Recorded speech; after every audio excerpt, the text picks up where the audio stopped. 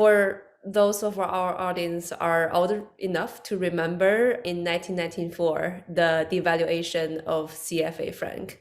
Nelly, you were personally affected by this. Fast track 20 years later, in your own words, you met Bitcoin. So tell us very quickly, what led you to start this trading platform in Cameroon called Ejara?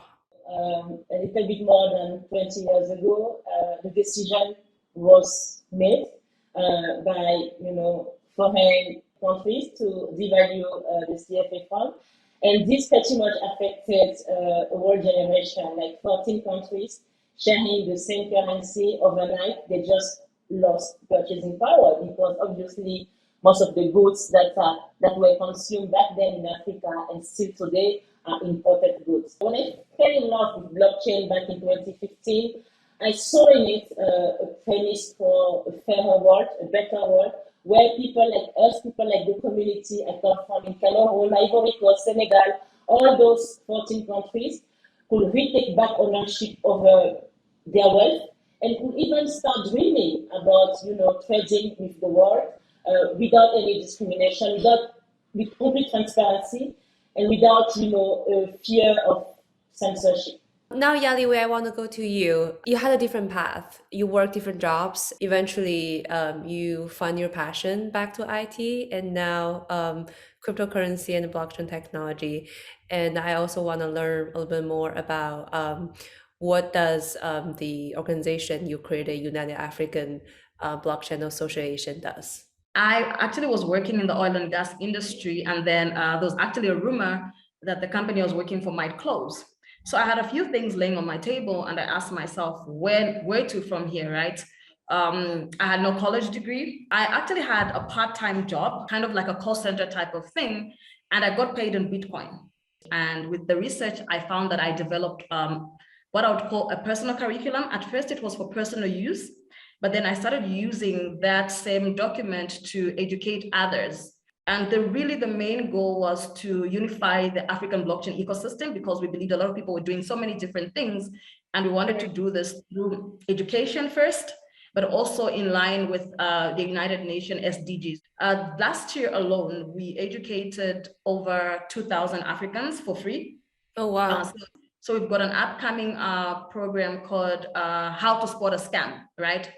So we're going to be educating people on that as well, so that they don't fall, prey to all these scams that are coming on the market. And the beauty is that all our representatives came out of our class, and every time they came out of the class, they came and asked, so how do I give back? How do I become part of it? So we're really focused on that. That becomes a positive cycle, right? I think both of you would agree that education is definitely the primary driver of adoption of blockchain and technology and cryptocurrency. Nelly, in your personal experience, what kind of misunderstanding or myth you experience during the education campaign? So the first challenge you have to overcome while educating people about crypto is it is not a way to get rich overnight. It's really like a philosophy you have to embrace. It's a new technology similar to the likes of internet many years ago that will change everything, the way we transfer value. Another thing that is good with pushing education is that women usually have a tendency not to embrace something new when they feel like they don't have like a complete understanding of it. The last thing I will say, the last piece about education is infrastructure, because when you educate about addiction and want to demonstrate how it works, you need internet. You need sometimes a smartphone or a computer. So now you are facing challenges in most parts of Africa where you face electricity shortages. Internet is still very costly for a lot of people.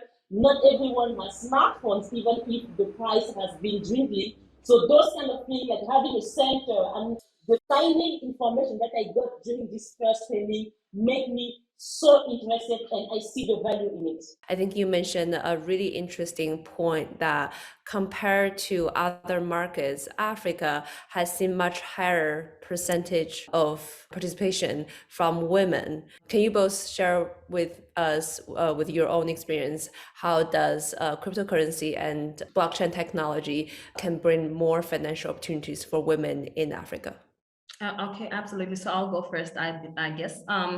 I think on my part, I've looked at blockchain and crypto being an equalizer, right? Like I'll give you this thing. I just came here and I said I had no college degree when I got into this, but it Right. gives you an opportunity to be able to sit at the same table as somebody with a PhD, because right now there's no expert in this field. So it actually brought a lot of interest. And also, I think women started seeing other women, right, doing this thing. So there's one thing I would always say, I said people need their own heroes. They need people who look just like them doing something, and then they'll look at it and say, hey, I can also do that. And if you look at the African system, so especially our parents were growing up, there were certain jobs that were just for men, and there were certain jobs that were for women. So you find that the boss is going to be a man, the CEO is going to be a man, and most of the time the secretary is a woman, right? Right. The doctor is going to be a man, the nurse is usually The a nurse woman. is a So woman. there were certain roles that were defined for exactly for women, and there were certain jobs that were defined for men. This has given us an opportunity to be able to do what men can do, because we're all learning. We're at a point where everybody's learning. There's no expert in the There's field. We're a all fresh learning from start each for other. everyone. One thing that I've noticed is that in many societies, I was born and raised in Cameroon, and I'm here right now. In many of our societies in Africa, still women do not have the rights to own a land, for example. The ownership proposition, real ownership for the first time of an asset, it's really something that is dear to a lot of them. For the first time, you can have your own Bitcoin in your own wallet and nobody knows about it. For some women that still work and are able to save a little bit of money, usually, 80% of transactions are still done by cash in my community. So a lot of them will save their cash, and then their brothers, their fathers, or their boyfriends will just come beat them up and steal it. But now, what if they save it for crypto? Like who knows? Like you're not gonna be stealing like they are in the money. I mean, you're not even gonna know that they have any money aside. They are even safer. It provides not only freedom, not only like an advancement of women's rights, but it's a security, because nobody knows what money you have.